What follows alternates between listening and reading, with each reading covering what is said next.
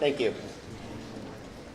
Dr. Maritime, faculty members, students, parents, and guests, we are about to celebrate an initiation ceremony into the Cum Laude Society.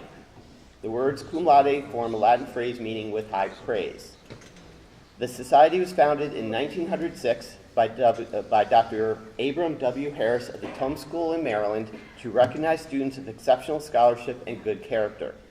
Nichols, in 1918, was the 13th school to be admitted membership to the Cum Laude Society. At Nichols, criteria for admission is based on academic excellence, scholarship and love of learning, consistency in performance across 4 years with special attention to achievements in grades 11 and 12, degree of difficulty of course load, character, honor, and integrity of all aspects of school life.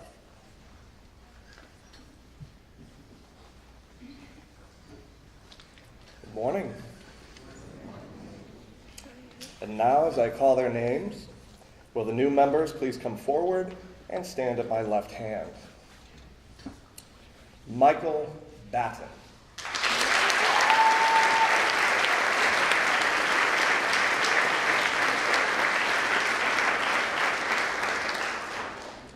Bradley Castiglia.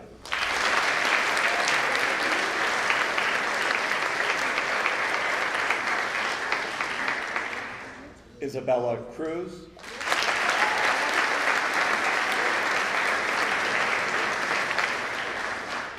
Mira Farhi.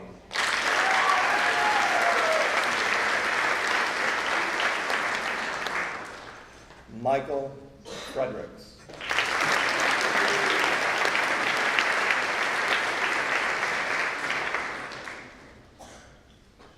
Marin Geiger.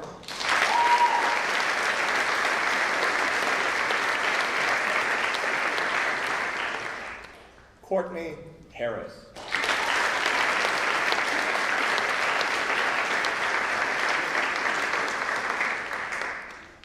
Roy LaHood.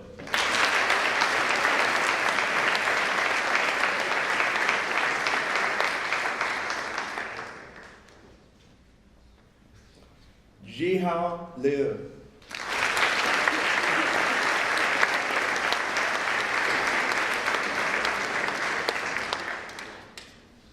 Marie Nersessian.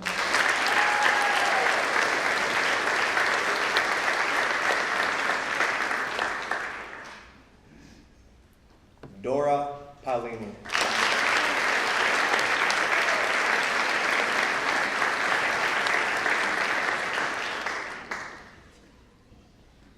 Taylor Petrowski.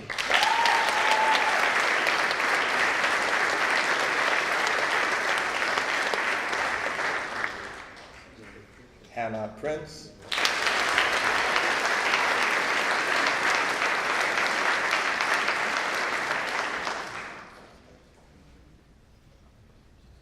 Quinn Rifkin.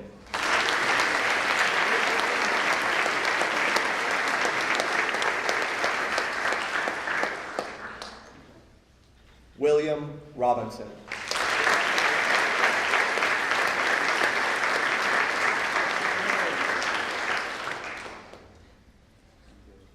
Meredith Ryan.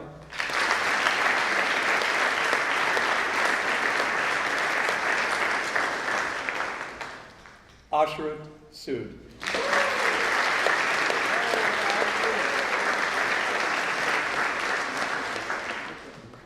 Joelle Stevenson.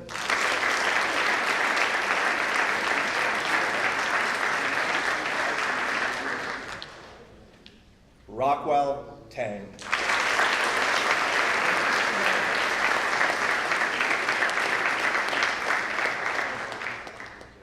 Nathaniel Thompson.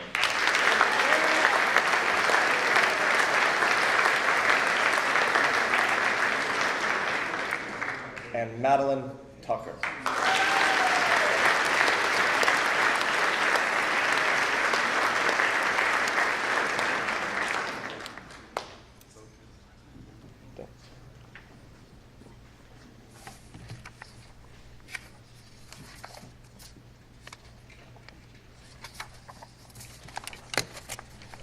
The distinguished record that you have made at school has won for each of you membership in the Cum Laude Society. The Society is a fellowship of scholars whose purpose is to recognize excellence in academic work. As you pursue your education, it is our hope that you will accept the honor of membership of the Society as a responsibility to make some contribution to the ongoing search for greater understanding of humanity and of society, and that you will always cherish the love of sound learning. In testimony of your admission into the Cum Laude Society, duly granted, Dr. Sutherland as Secretary, I as President, now present each of you these certificates of membership and the key and the ribbon of the Society.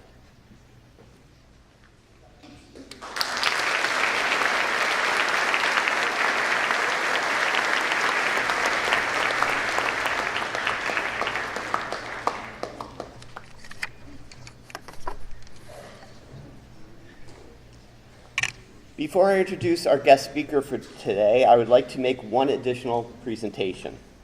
This is the centennial year for Nichols as a member of the Cum Laude Society. And in honor of this special event, I would like to present an honorary Cum Laude certificate. I would like to recognize a member of the Nichols faculty who has worked with thousands of students over the years, including many of you in this audience. Whether helping students organize many in-school or off-campus events, or a number of his other tasks, the support work he does is rarely recognized, and this is something that he likes. He supports students keeping a steady positive track, but he also helps students jump back onto that track. He always finds time for faculty and students alike, and he approaches every interaction with a very calming and supportive tone, helping both students and faculty better understand and achieve at higher levels. In the true meaning of cum laude, I would like to praise Tim McCarthy with an honorary cum laude certificate.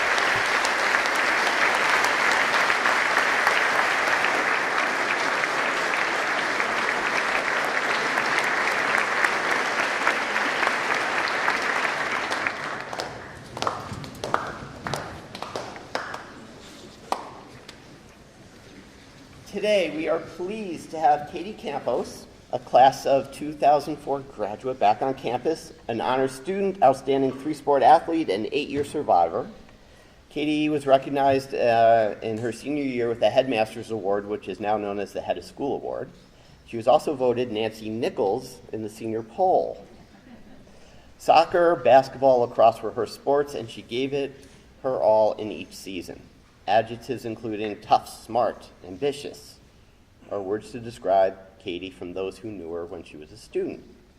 She went on to Washington University of St. Louis and has a very interesting career since, and she will talk about some of that today. Welcome, Katie.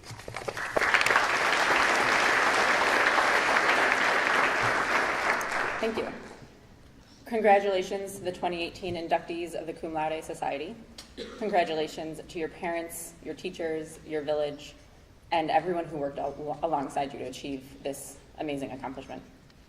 As you prepare to graduate, I have no doubt that you are reflecting on your time at Nichols, growing up in Buffalo, and how prepared you feel for your next chapter. I'm honored to be asked to speak with you today, to be in your presence, and to share a bit about what I've learned along the way. I graduated from Nichols in 2004, as Doc said. I went to Washington University in St. Louis. I hope a couple of you are thinking about going there in the fall. And since then, I've dedicated my work, my life, to understanding and addressing educational inequity across the country and more specifically in Buffalo. I held some pretty significant roles in that time. I consulted with President Obama's team on his signature education policy, Race to the Top, when he was newly elected in 2008. I founded Buffalo Reform Ed, a nonprofit that works with parents to organize their ideas into policy. And I served in Governor Cuomo's cabinet as his education advisor. And about 5 years ago, I moved home to Buffalo to launch Teach for America. So why did I do all of this? I grew up in the city and attended Nichols. I saw my friends experience a very different education than me, who didn't go to Nichols, one with limited opportunities. In 5th grade at Nichols, the first challenge I had, the one that kept me up at night that first week of school, was deciding if I wanted to go to NYU or Columbia. At 10 years old, I declared I would go to NYU. In my mind, it was basically the equivalent of a verbal commitment that an all-star athlete would make to a top D1 program. A teacher then asked, why NYU over Columbia? And did I understand the value of an Ivy League education? From that point on, I always talked to older people, my siblings, friends, whoever it was, about where they went to college and why. This is compared to the friends I grew up with who didn't go to Nichols, who, if they didn't get accepted into City Honors, didn't graduate from high school, and college wasn't even on their radar. I thought that was really unfair. So I explored the root causes of that inequity in college, and I committed to being part of the solution. So for the past 10 years, I've pursued equity in education. What does that even mean? It means I want to work to create opportunity grounded in the aspiration that one day all of our students, regardless of where they come from, will have the same access to an excellent education that I did. Inequity, which is our current state, looks a lot like a high school graduation rate in Buffalo Public that hovers around 50%. Of those students who do graduate, less than 10% are considered to be ready for college. That means those who do go to college most likely don't graduate from college. Inequity is our broken promise of a great education. We are breaking our promise to our students when we are allowing this to happen, when we know we aren't adequately preparing our kids to be successful consistently. It's been happening for a long time, and we haven't fixed it.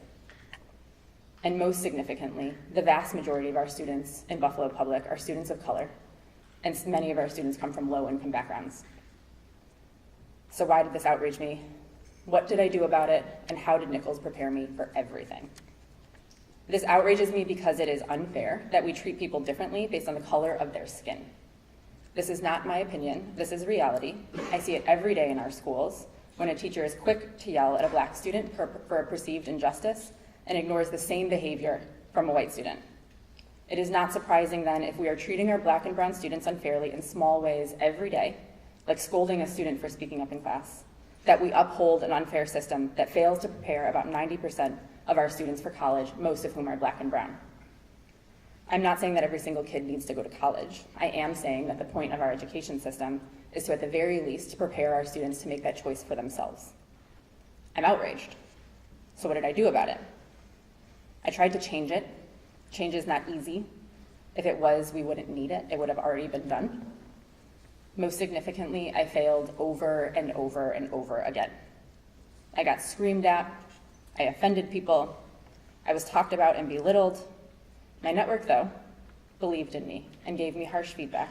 And even though it was hard to hear, they helped me process it and try it on until I got better. I cried a lot. I didn't make any money. I lived with my parents a couple of different times. I hurt my family and friends by not being there because I was working. I got sick a lot. That's the real story. The pleasant story is that through self-study, I became an expert in education policy. I built a big, strong, diverse network of advisors. I met with important people. I elevated the issue, and alongside community partners, we fought tough battles against entrenched interests, and despite all odds, we won. So how did Nichols prepare me to consult with Obama's team at 22 and serve in Governor Cuomo's cabinet at 25? I learned how to learn here. I developed and strengthened my character, and I focused on my integrity. My real story is about learning, and learning is a hot mess. To really learn, we must be vulnerable and open. We must be willing to hold on to two realities at once, who we currently are and who we aspire to be. We must constantly reflect on the difference and the distance between the two and take personal responsibility for overcoming the obstacles to close that distance. Every single teacher at Nichols pushed me and gave me feedback. At the time, I disliked many of these people. I'm sure you can relate. And still, they did not lower their standard for me. They also didn't tell me what to do or how to do it, and that was really frustrating. I'm sure you can also relate. They also didn't balk at my big ideas. At Nichols, I was charting my course to run for President of the United States. Cool. What do you need to do to make that happen? A teacher asked me. You need to dramatically improve your writing, Larry D. told me after crossing out 3.5 pages of the 4-page paper I just turned into him. My teachers at Nichols gave me the gift of limitless expectation, feedback, and encouragement. At Nichols, I learned how to fail, whether on the soccer field, applying for leadership roles in clubs, on stage in a play, in student government, trying to change our menu to one where we could offer McDonald's every single day. The hard things are hard. If they were easy, they would have been done already. So think of something that you failed at, something that is a big deal to you, something that when you think about it, it still hurts a little. We all have something like that. Once you realized it didn't work out, or you didn't do the right thing, what did you do? Did you quickly move on and try to forget about it because it hurt so much? Did you sit in it, come back to it later, and think through what happened and what you could do differently? Learning how to fail is essential to being successful. There's so much to explore in those messy moments when you said the wrong thing, or didn't get the grade you thought, or you lost a game, or you didn't get into the college of your dreams. A couple of questions I can share with you to help you navigate failure. Ask yourself, what could I have done differently? Why is this really important to me? How can I still make that outcome happen? Who do I need to ask for help? And when will I do it? My challenge to you is to explore how you think and how you act when you fail. What can you learn from that? How do you want to respond to failure? Learn how you orient to climbing out of failure and own it. Be kind to yourself. How would you talk to a friend who just failed at something? Treat yourself like you would treat your best friend. At Nichols, I learned that I am resilient. As I was failing my way through stretch roles my entire career, I knew that as tough as it was, I could still put one foot in front of the other the next day. At Nichols, I learned humility. Who are you to say that? Are you an expert? Go find one. I was constantly asked. And it helped me build my practice of reflection, of seeking different perspectives, of actually doing the research. It taught me a lot of humility. And now, 15 years later, I am confident that I'm closer to becoming an expert. And now my lesson in failure starts all over. Because to be an expert is to make an assertion to change the world, boldly, confidently, and even when you are told you are wrong. So thank you to Nichols for inviting me to share the lessons I learned here that equipped me with everything I need to be successful. Congratulations to the class of 18 and especially the Cum Laude inductees. I'm sure to achieve this level of success that you are more acquainted with failure than you might ever want to admit. If nothing else, share the real story instead of the pleasant story and bring people into your success. Thank you.